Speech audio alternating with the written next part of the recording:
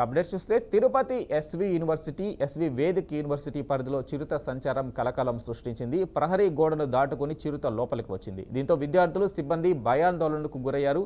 గత 2 నెలలుగా తరచుగా చిరుతలు రాకపోకలు జరుగుతున్నా అటవీ శాఖ అధికారులు పట్టించుకోవడం లేదని విద్యార్థులు మండిపడుతున్నారు. ఉన్నతాధికారులు స్పందించి చర్యలు తీసుకోవాలని కోరుతున్నారు.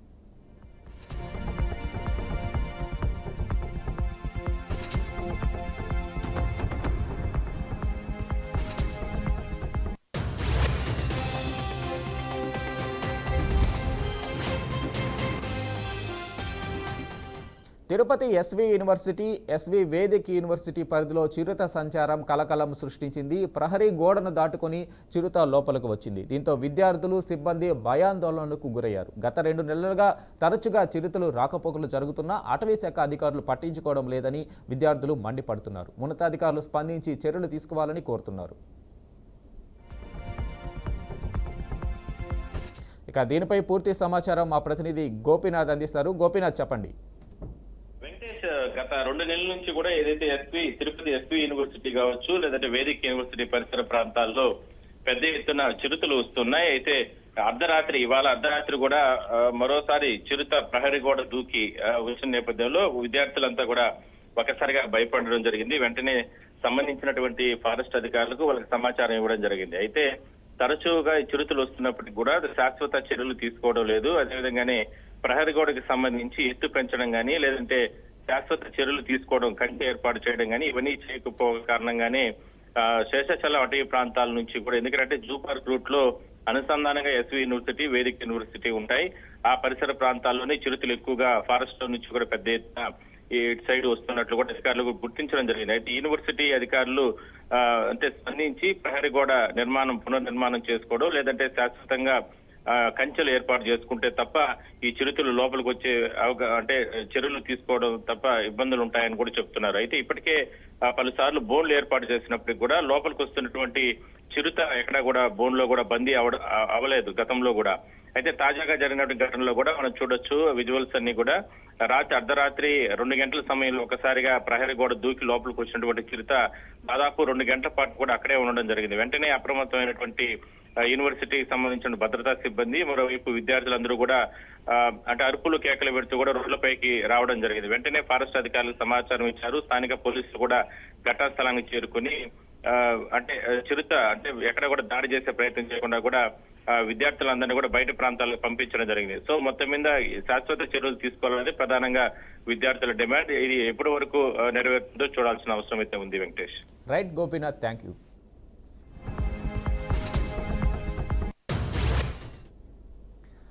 రాష్ట్రంలో మరో బృహత్తరమైన కార్యక్రమాన్ని చేపట్టేందుకు ప్రభుత్వం సిద్ధమైంది. మరికొన్ని గంటల్లో శ్రీకారానికి ఏర్పాట్లు చేసింది. పేదలు ఆర్థికంగా అభివృద్ధి చేసేందుకు కూటమి ప్రభుత్వం కృషి చేస్తుంది. ఇందులో భాగంగా P4 విధానాన్ని రాష్ట్రంలో అమల్లోకి తీసుకురానుంది. ఈ మేరకు విధి విధానాలను రెడీ చేసింది. ఉగాది సందర్భంగా ఈ కార్యక్రమాన్ని ప్రారంభించేందుకు సంసిద్ధంగా ఉంది. ఇందుకు అమరావతిలోని సచివాలయం సమీపం వేదిక కాబోతుంది. ఉగాది సందర్భంగా ఆదివారం సాయంత్రం ఈ P4 కార్యక్రమాన్ని సీఎం చంద్రబాబు నాయుడు ప్రారంభించనున్నారు. ఈ మేరకు రాష్ట్రం నలుమూలల నుంచి జనాన్ని సమీకరించేందుకు చర్యలు చేపట్టారు.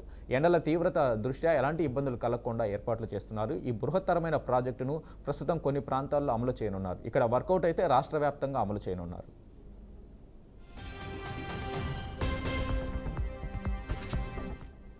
దీనిపై పూర్తి సమాచారం మా ప్రతినిధి వాసుబాబు అందిస్తారు. వాసుబాబు, చెప్పండి.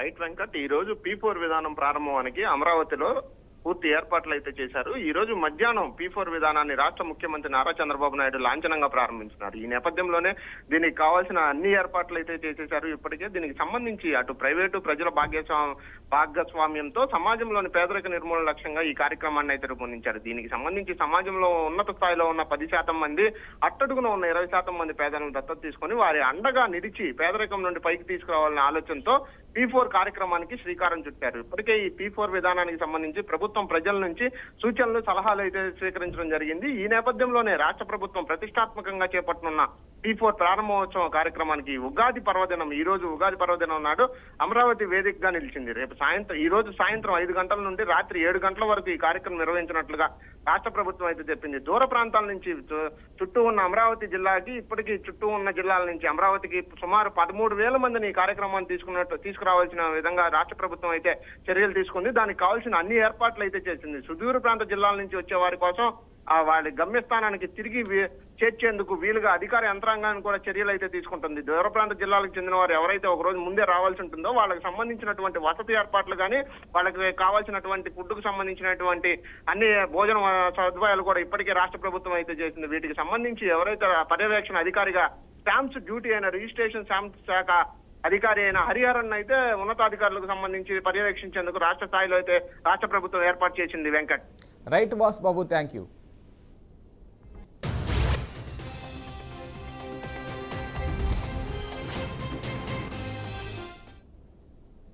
విజయవాడ తుమ్మలపల్లి కళాక్షేత్రంలో ఉగాది వేడుకలు జరుగుతున్నాయి. ఇప్పుడు ఆ లైవ్ చూద్దాం. ప్రజలందరికీ ధనము సంప్రాప్తించేటువంటి ఒక అద్భుతమైనటువంటి ఘట్టము ఈ విశ్వావసునామ సంవత్సరం. ఇటువంటి విశ్వవసు కావాలి.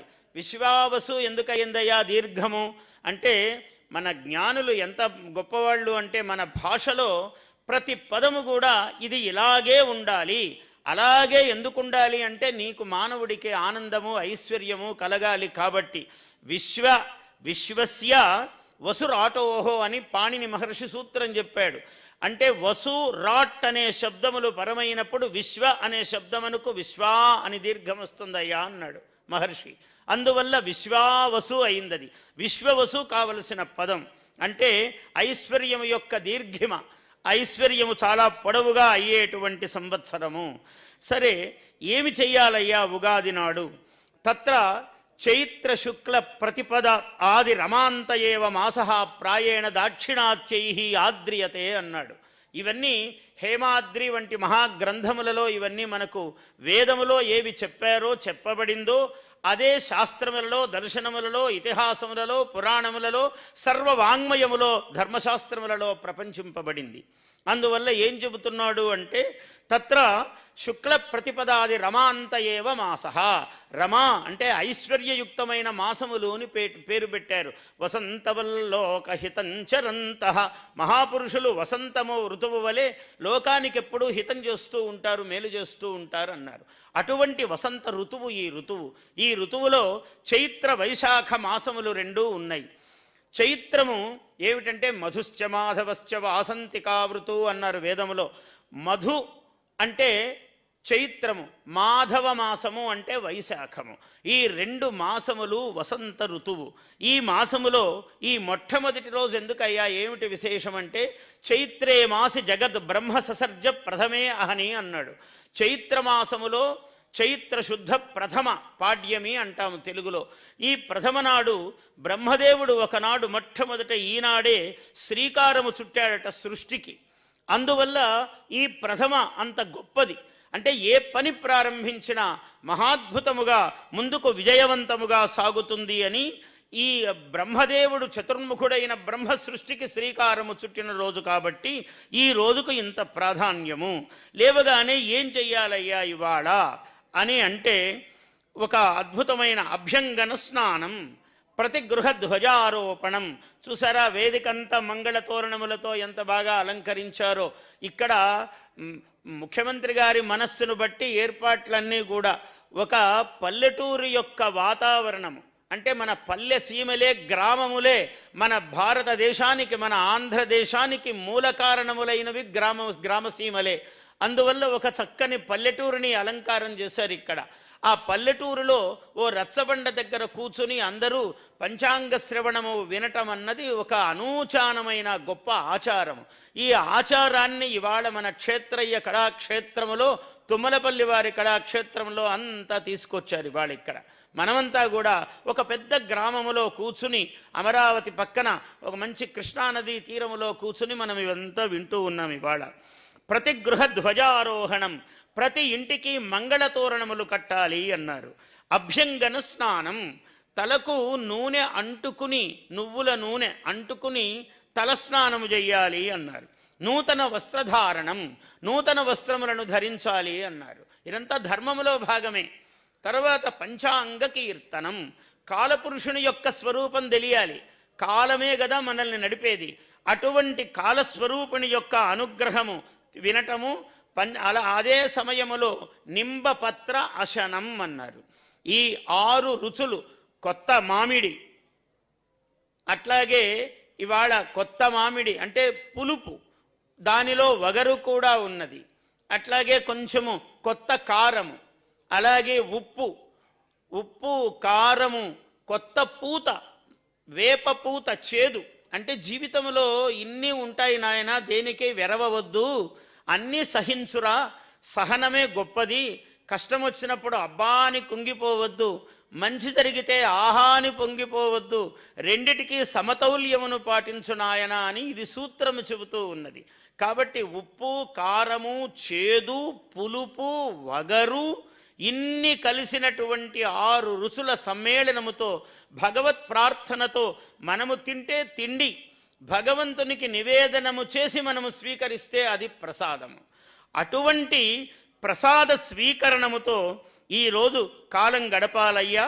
ఏవం మాతృ పితృవందనం దేవ గురు సేవ అని అన్నాడు.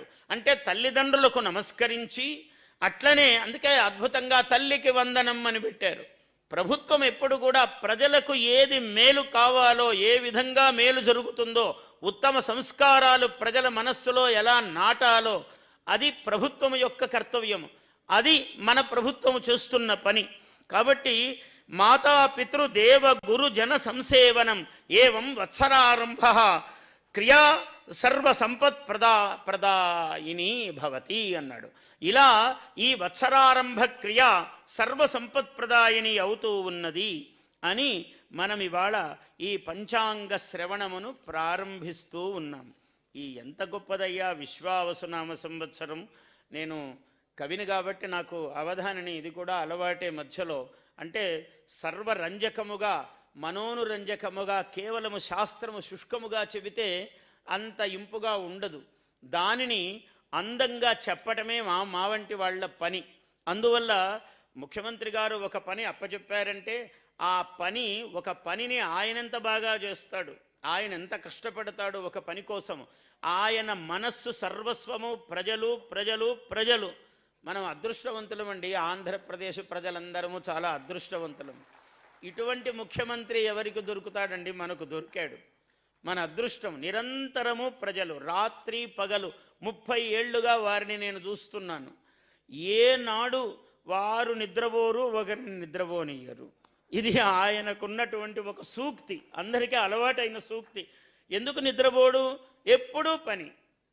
భువనేశ్వరమ్మ గారు కూడా చెప్పారు, మాకింట్లో చాలా తక్కువ సమయం ఇస్తారని. ఎవరు చేస్తారండి అంత త్యాగము?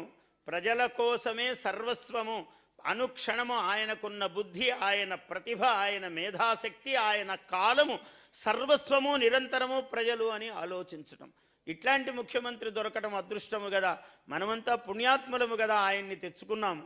అందువల్ల ఈ విశేషం ఏమిటంటే శ్రీ విశ్వావసు సంవత్సరం సిరులు కురియు ఒక దివ్యవరం తెలుగువారి వాకిళ్లకు ఉగాది మంగళ తోరణం కట్టిన సమయం. మంగళ తోరణాలు. ఈ సంవత్సరానికి, విశ్వావసునామ సంవత్సరానికి విశేషం ఏమున్నది అంటే తత్ర రాజా తత్ర దివాకరో హి భగవాన్ మంత్రి మధుశ్చంద్రమాహ. ఇక్కడ రాజు కర్మసాక్షి అయినటువంటి సూర్యుడు అయ్యాడు. కర్మసాక్షి అయినటువంటి సూర్యుడు రాజు అయ్యాడు ఈ సంవత్సరం. కర్మసాక్షి అంటే ఏమిటి? ఆయన ఒక్క క్షణం ఆగడు. చంద్రుడు సూర్యుడు ఇద్దరు అట్లాంటి వాళ్లే. ఎప్పుడు ఒక్క నిమిషం ఆగకుండా, విశ్రాంతి లేకుండా పనిచేస్తూ ఉంటారు. అటువంటి ఆయన సూర్యుడేమో రాజు అయ్యాడు, చంద్రుడేమో మంత్రి అయ్యాడు, సైన్యాధ్యక్షుడేమో శనైశ్చరుడయ్యాడు. చూడండి, సైన్యాధ్యక్షుడు కొంచెం ఒకటి మీదికి దూకుడుగా వెళ్ళడం అంటే వెళ్ళడు. ఆయన కొంచెం ఆగి ఆలోచించి అవతలి వాళ్ళ మీద ఏమైనా చేయాలంటే ఆలోచిస్తుంటాడు. చంద్రబాబు గారు లాగానే ఎందుకంటే ఆయన కూడా చంద్రశాసనుడు, అవసరమైతే చండశాసనుడు అవుతాడు, కానీ మామూలుగా చంద్రశాసనుడే ఆయన. చాలా మెత్తని శాసనం ఉంటుంది, కానీ ఎప్పుడు మెత్తగా ఉంటాడని అనుకొని పొరపాటు పడే అవకాశము లేదు.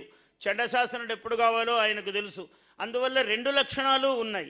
ఈ సంవత్సరంలో ప్రత్యేకించి అది సూచిస్తూ ఉన్నాడు. ఎందుకంటే యువతీ యువకుల సదాశయాలకు బంగారు కలశపు గోపురం, శ్రమించి పనిచేసే వారికి, విశ్వాసముతో శ్రమించు వారికి సూర్య కళల తేజఫలం. ఎవరైతే విశ్వాసంతో పనిచేస్తారో, శ్రమతో నిరంతరము శ్రమిస్తారో అటువంటి వాళ్లకు ఉత్తమమైన ఫలాన్ని ప్రసాదిస్తాడు ఈ సంవత్సరం సూర్యుడు. ఎందుకంటే ఆయన కర్మసాక్షి కాబట్టి. అంటే నువ్వు చేసిన పనికి అనుకూలముగానే ఫలం ఇస్తాడు. ఊరికే నువ్వు ఇంత పని చేసి ఇంత ఫలం కావాలంటే ఇవ్వడు ఆయన. నువ్వు ఇంత పని చేసావనుకో అంతా ఫలం ఇస్తాడు. అటువంటి యోగప్రదుడైనటువంటి సూర్యుడు ఈ వర్ష లగ్న జగల్ లగ్నాలను మనం ఈ సంవత్సరం సమీక్షించినట్లయితే రాష్ట్రములో చాలా సమృద్ధిగా వర్షాలు, పాడి పంటలు చాలా చక్కగా ఉంటాయి. ఎందుకంటే సూర్య చంద్రుల యొక్క కలయిక, రాజు మంత్రి మొత్తము నవనాయకులలో 4 శుభులు, 5 మంది కొంచెం అటు ఇటు ఉన్నారు. అంటే బాగా కష్టపడమని సూచన చేస్తున్నారు గ్రహాలన్నీ కూడా. ఏమిటంటే కష్టపడకుండా తేలిగ్గా ఫలాలు రావు నాయన, మీ ముఖ్యమంత్రి ఎట్లున్నారో చూసుకొని ఆ రకంగా చేయండి, మేమెట్లున్నామో సూర్యచంద్రులం అలాగ పనిచేయండి అని సూచన చేస్తూ ఉన్నాయి గ్రహమండలి. అందువల్ల ఇటువంటి ఒక అనుగ్రహాన్ని మనకు ఇస్తూ ఉన్నారు. ఈ విధమైనటువంటి కదలిక ఈ విశ్వావసునామ సంవత్సరములో ఉన్నది. ఈ విశ్వావసునామ సంవత్సరములో పాడి పంటలు, ఎర్రని నేలలు, సూర్యుడు ఎర్రనివాడు కాబట్టి ఎర్రని నేలలు బాగా పండుతాయి. పచ్చని పంటలకు చాలా విలువ, ఎందుకంటే బుధుడు సస్య అధిపతి అయ్యాడు. బుధునికి ఆకుపచ్చ రంగు, అంటే పంటలు బాగా పండుతాయి అని చెప్పవచ్చు. అయితే అప్పుడప్పుడు ధరల విషయంలో కొన్ని గ్రహాలు, ఈ షష్ఠగ్రహ కూటమి అని అందరు అంటున్నారు, అలా అనరాదు, షట్ గ్రహ కూటమి అనాలి. షష్ఠ అంటే ఒకరిద్దరు సంస్కృతం చదువుకోకపోవటం వలన పండితులు వాళ్ళు షష్ఠ అంటే 6వ అని అర్థము. 6వ గ్రహము కాదు, 6 గ్రహాలు ఒక చోట చేరినది షట్ గ్రహ కూటమి. ఇది మీనములో ఏర్పడింది ఈ సంవత్సరం. మీనములో షట్ గ్రహ కూటమి ఏర్పడటం వల్ల ఒక సౌభాగ్యం కూడా ఏమున్నదంటే 6 గ్రహాలు కలవటం అన్నది కొంచెం ఇబ్బందికరమైన అరిష్ట సూచకమని అందరూ అంటున్నారు. నేనేం భావిస్తానంటే 6 గ్రహాలలో 4 గ్రహాలు చాలా బలహీనంగా ఉన్నాయి. అందువల్ల చిన్న చిన్న ఇబ్బందులు ఉంటాయి తప్ప అవి పెద్ద ప్రమాదకరములైనటువంటివి ఏవి ఉండవు అని నేను భావిస్తూ ఉన్నాను. శాస్త్రం ఉంటుంది, దాన్ని సమన్వయము చేసుకోవటములోనే మానవుని యొక్క జ్ఞానము, శాస్త్రజ్ఞుని యొక్క విజ్ఞానం ఉన్నది. అందువల్ల ఈ షట్ గ్రహ కూటమి అన్నది నిన్న రాత్రి ఏర్పడినది, మనకు అమావాస్య నాడు మీనములో ఏర్పడినది. అయినా దీనివల్ల ప్రమాదము ఏదో చిన్న చిన్న ఇబ్బందులు, ఏ ఇబ్బంది లేకుండా ఏం వడ్డించిన విస్తరా అండి మానవుడి జీవితం? అంత సోమరిపోతులమా మనం హాయిగా కష్టపడి జీవితాన్ని గొప్పగా సాధిస్తే గొప్పగాని ఊరికే కూర్చొని అన్నం తింటే సోమరి అయి పొట్ట పెరిగి వాడికి ఏం ఆరోగ్యం ఉంది? అందువల్ల భగవంతుడు కూడా దాన్ని మెచ్చడు ఎప్పుడూ కూడా. అందుకని ఈ షడ్గ్రహ కూటములు ఇట్లాంటివి పెడుతూ ఉంటాడు అప్పుడప్పుడు పరమేశ్వరుడు, వాటిని స్వీకరించవలసిందే. ఈ సంవత్సరం విశేషం ఏమంటే ఏర్పడినటువంటి సింహలగ్నానికి, కన్యాలగ్నానికి వర్షలగ్నము జగల్లగ్నము చూసినప్పుడు గురువు చాలా గొప్పగా ఉన్నాడు. అంటే విద్యాభివృద్ధి, రాష్ట్రంలో విశేషమైనటువంటి విద్యాభివృద్ధి జరుగుతుంది. ధార్మికమైనటువంటి కార్యక్రమాలు చాలా విశేషంగా జరుగుతాయి. మన దేవాదాయ శాఖ మంత్రి గారు ఇక్కడే ఉన్నారు, ఆనం వారు, చాలా అనుభవజ్ఞుడైనటువంటి మంత్రివర్యుడు ఆయన. అందుకనే ఈ ముఖ్యమైన శాఖ ముఖ్యమంత్రి గారు వారికి అప్పచెప్పారు. ఎందుకంటే ఇది చాలా విశేషం, ఈ శాఖ చాలా అవసరమైనది. భగవంతుడి యందు భక్తి ఉన్న మానవుడే గొప్పవాడు అవుతాడండి ఎప్పుడూ కూడా. అందువల్ల అటువంటి భక్తికి సంబంధించినది మన దేవాలయాలు, మన ధనాగారాలు. దేవాలయం మన సంస్కృతికి భాషకు నిలయాలు. గురువు అలా ఉండటం వల్ల భాగ్యస్థానములోనూ దశమస్థానము అవుతాయి ఈ సింహ కన్యా లగ్నములకు. అందువల్ల భాగ్యము అంటే అదృష్టము, దశమం అంటే వృత్తి రాజ్యస్థానము. ఈ రెండింటిలో గురువు ఉన్న కారణంగా ఆధ్యాత్మికమైన చింతన, దేవాలయాలు పునః శోభను పొందటము, అలాగే గురువు విద్యకు సంబంధించిన వాడు కాబట్టి విద్యా విషయాల్లో ప్రత్యేకమైన, అందుకనే ఇవాళ మనం చూస్తున్నాము కొన్ని అవి మొదలే ప్రారంభమయ్యాయి అనిపిస్తున్నది నాకు. ఎందుకంటే పిల్లలకు బరువులు లేని రోజు ఒకటి పెట్టారు. అంటే ఆయన గ్రహం వచ్చే ముందే కొంచెం ఆలోచనలు ఇచ్చి లోకేష్ గారు ముందుగానే దాన్ని ఏమన్నారు ఇంగ్లీష్లో ఫ్రీ బ్యాగ్ డే అన్నారు. నేనేమో తెలుగులో చెప్తున్నాను బరువు మోయని రోజు. పిల్లవాడికి రోజూ బరువులే, చదువు బరువు కావాలి కానీ పుస్తకాల బరువు కాకూడదు. ఇటువంటి ఇంకా అనేక విద్యా ప్రణాళికలు, విశ్వవిద్యాలయాలు చాలా గొప్పగా ఏర్పడతాయి. చాలా విద్య రాణిస్తుంది. కళలు, విద్య, ఇంతదాకా మన మురళీకృష్ణ చెబుతూనే ఉన్నాడు. ఈ ఉగాది, కొత్త ఉగాది, అద్భుతంగా కళలు ఇంతవరకు ఎప్పుడూ చూడలేదు. మళ్ళీ ఇంతమందికి సత్కారము, విద్వాంసులకు కళా. కామారెడ్డి జిల్లా ఎల్లారెడ్డి మండలం వెంకటాపురం అగ్రహారం గ్రామంలో పండుగ పూట విషాదం చోటు చేసుకుంది. ఊరి చివర్లో ఉన్న చెరువులో పడి తల్లి, 2 కుమార్తెలు, కుమారుడు మృతి చెందారు. మృతి చెందిన వారిని తల్లి మౌనిక, కూతుళ్లు మైథిలి, అక్షర కుమారుడు వినయ్గా పోలీసులు గుర్తించారు. మౌనిక మృతదేహం ఇంకా లభ్యం కాలేదని గాలింపు చర్యలు చేపట్టినట్టు తెలిపారు.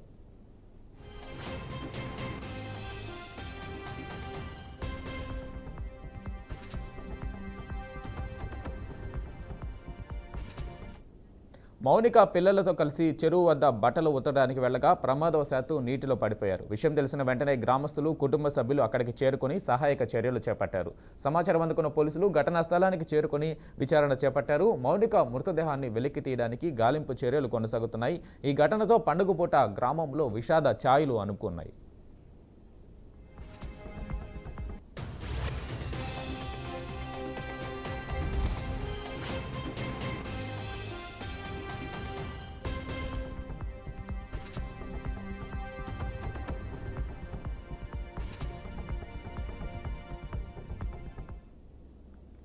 కామారెడ్డి జిల్లా ఎల్లారెడ్డి మండలం వెంకటాపూర్ అగ్రహారం గ్రామంలో పండుగ పూట విషాదం చోటు చేసుకుంది. ఊరి చివరిలో ఉన్న చెరువులో పడి తల్లి, 2 కుమార్తెలు, కుమారుడు మృతి చెందారు.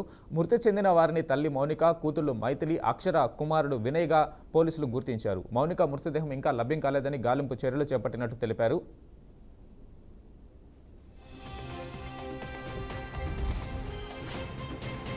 మౌనిక పిల్లలతో కలిసి చెరువు వద్ద బట్టలు ఉతకడానికి వెళ్లగా ప్రమాదవశాత్తు నీటిలో పడిపోయారు. విషయం తెలిసిన వెంటనే గ్రామస్తులు, కుటుంబ సభ్యులు అక్కడికి చేరుకొని సహాయ చర్యలు చేపట్టారు. సమాచారం అందుకున్న పోలీసులు ఘటనా స్థలానికి చేరుకొని విచారణ చేపట్టారు. మౌనిక మృతదేహాన్ని వెలికి తీయడానికి గాలింపు చర్యలు కొనసాగుతున్నాయి. ఈ ఘటనతో పండుగ పూట గ్రామంలో విషాద ఛాయలు అలుముకున్నాయి.